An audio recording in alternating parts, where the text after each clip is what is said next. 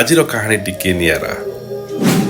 ଆଜିର କାହାଣୀ ସେଇମାନଙ୍କ ପାଇଁ ଯେଉଁମାନେ ଆମକୁ ଜନ୍ମ ଦେଇଛନ୍ତି, ଆମକୁ ଚାଲିବା ଶିଖେଇଛନ୍ତି, ସେଇ ବାପା ମାଙ୍କ ପାଇଁ।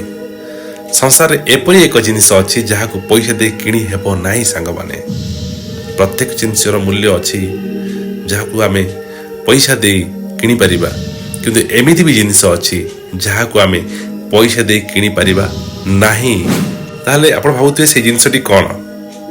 ବାପା ମାଙ୍କର ସ୍ନେହ ସାଙ୍ଗମାନେ। ସ୍ନେହ ଓ ଭଲ ପାଇବା ଯେ ବାପା ମାଙ୍କର ନା, ତାକୁ ଆପଣ କୋଟିଏ ଟଙ୍କା ଅଜାଡ଼ି ଦେଲେ ମଧ୍ୟ ସୁନା ରୂପା ଯାହା ବି ଅଛି ଦୁନିଆରେ ସବୁଠୁ ଅଧିକ କଷ୍ଟଲି, ତାଠୁ ବି ବହୁତ ମୂଲ୍ୟବାନ କେବଳ ଅନୁଭବ ହିଁ ଜାଣିଥିବ। କେବେ କୌଣସି ବାପା କିମ୍ବା ମା ଆପଣଙ୍କଠାରେ କୌଣସି ସ୍ୱାର୍ଥ ରକ୍ଷା କରନ୍ତି?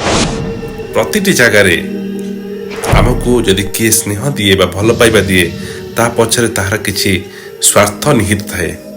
କିନ୍ତୁ ବାପା ମା ଯେଉଁ ସ୍ନେହ କରନ୍ତି ନା, ସେଇ ସ୍ନେହରେ ସେ କେବେ ବି ଚାହାନ୍ତିନି ଯେ ମୋ ପୁଅ ମୋ ପାଇଁ କିଛି କରୁ ବୋଲି।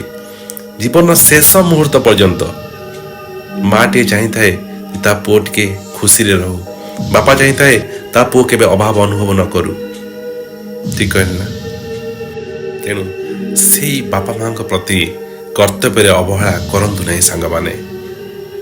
କାହିଁକି ନା ଆପଣଙ୍କୁ ଏତେ ଭଲ ପାଉଥିବା ମଣିଷଟିକୁ ଯେତେବେଳେ ଆପଣ କଟୁ କଥା କୁହନ୍ତି ନା, ସେ ତ ସହିଯାଏ। କାହିଁ ମା ହେଲା ବସୁଧା, ବାପା ହେଲା ପୃଥିବୀ। ସେ ସମ୍ଭାଳି ଯାଆନ୍ତି ସତ, କିନ୍ତୁ ଉପରବାଲା ସବୁ ଦେଖୁଛି ସାଙ୍ଗମାନେ। ସେ କେବେ ସମ୍ଭାଳିବନି। ସବୁ ସମ୍ଭାଳିବ, କାହାର ଗର୍ବ ସମ୍ଭାଳିବନି। ବାପା ମାଙ୍କୁ କଷ୍ଟ ଦେଉଥିବା ମଣିଷକୁ ସେ କେବେ ବି ସମ୍ଭାଳିବନି। ଆଶା ବାପା ମାଙ୍କ ମୁହଁରେ ହସ ଟିକେ ସବୁବେଳେ ସେମିତି ଫୁଟେଇ ଦିଅନ୍ତୁ ଯେମିତି ଆପଣଙ୍କୁ ଆଜି ପର୍ଯ୍ୟନ୍ତ ଆପଣଙ୍କ ମୁହଁରେ ହସ ଦେଖିବା ପାଇଁ ସେ ପ୍ରୟାସ ଜାରି ରଖିଛନ୍ତି। କଥା ଆମର, ବିଚାର ଆପଣଙ୍କର। କେମିତି ଲାଗିଲା ନିଶ୍ଚୟ କମେଣ୍ଟ କରି ଜଣାଇବେ। ଯଦି ଭଲ ଲାଗିଲା ଲାଇକ୍ କରିବେ, ସେୟାର କରିବେ, ଆଉ ହଁ ସବସ୍କ୍ରାଇବ୍ କରି ପାଖରେ ଥିବା ବେଲ୍ ବଟନ୍ ଦବାଇବାକୁ ଜମାରୁ ଭୁଲିବେ ନାହିଁ। ରହୁଛି, ନମସ୍କାର, ଜୟ ଜଗନ୍ନାଥ।